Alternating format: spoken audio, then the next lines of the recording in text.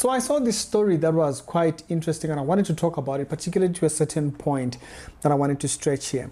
There's a small little thing that came from the church here, from Samaritan Pastors Fellowship, that kind of, it's a small little statement.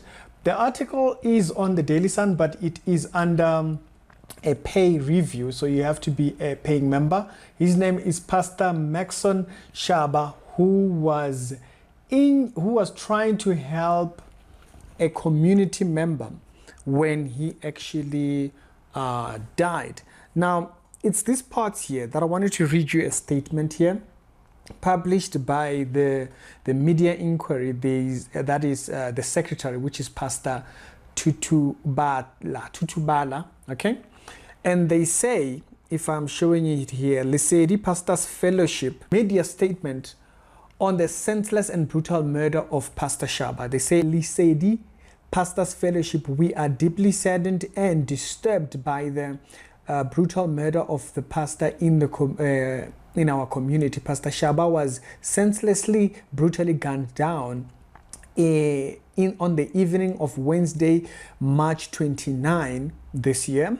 And he was trying to help another member of the community who was knocked down by a car.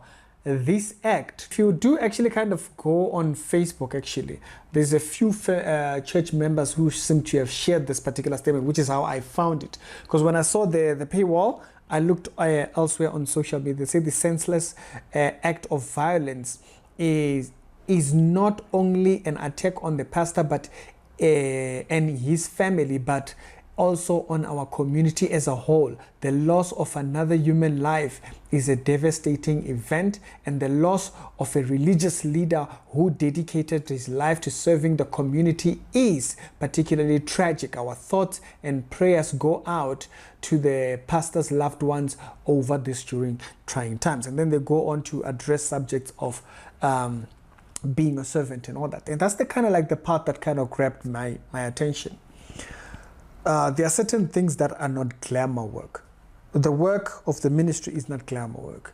It's become glamour work. Actually, I remember this particular video that's been going out there. I don't have to be everywhere. T.L. Osborne didn't have one church building. T.L. Osborne, he didn't have one church. All we are into is who is big, who is huge. Look at the crowd, numbers. That is all we are sick about. 40 years ago, my friend Dr. Michael Bassett of blessed memory said to me, we went to have breakfast in Hampstead. And he said, Nick, the name of the game today is numbers. Don't forget, Nick. He said the name of the game is numbers. It's not just about the souls, it's all about the numbers. Because the numbers brings the money, and the numbers bring recognition, attention, relevance, and acceptance. When you have the numbers, people don't care how you got it. Everybody runs to you, and you become the biggest thing in town. The name of the game, don't forget, is numbers. Why do you want the numbers? And they kept pushing me. In the branch, we have to have a branch here. And I said, go build your own branch. Have your own branch. Give it your own name. Don't attach action or my name to it. I don't need many branches to make it to heaven. It's not about branches. It's the motive behind the branches. It's the motive why you did what you did. That's why our works will go through fire. Everybody's work shall be tested by fire. It is on that day we will know. And what does it have about? The new form of ministry brought by charlatans and false preachers who have made it about something else. They've made the goalpost for the ministry work something else.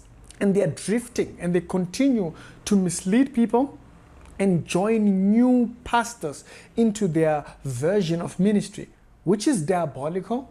It's sickening. And you continuously try to get people to see that this is not the work of the ministry. Like Bishop Duncan said there, the ministry was about getting people saved. It was about seeing people come to salvation.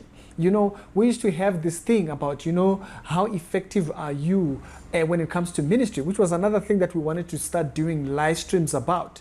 We are going to do definitely that, which is how do you speak? How do you start a conversation to lead towards evangelism? How do you lead a conversation into the work of ministry as a servant? Okay, Yes, as your church member, you're still a servant of the kingdom. How do you come to that? How do you develop yourself into a position where you are equipped enough to doing that? The pastor was trying to help a community member. Something else might have transpired outside of his knowledge, and little did he know that he was going to find himself in that position. We don't run away from service because of the dangers. We stand in the position of service because we know what good it brings, which is people to the kingdom. We shouldn't shy away from the fear of charlatans who have defiled the doctrine in fear for, oh, you know what, that might not leave me at the best of position. But what does it do for the community? The people that are being deceived, the people that are out there. If we have that love, we will understand what position he was.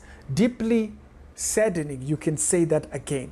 I think it is important for people to remember what service for the ministry means. And Pastor Dakin's word, very important in this particular one. It's Ricky, and I'll see you on later on. Load shedding is about to hit me.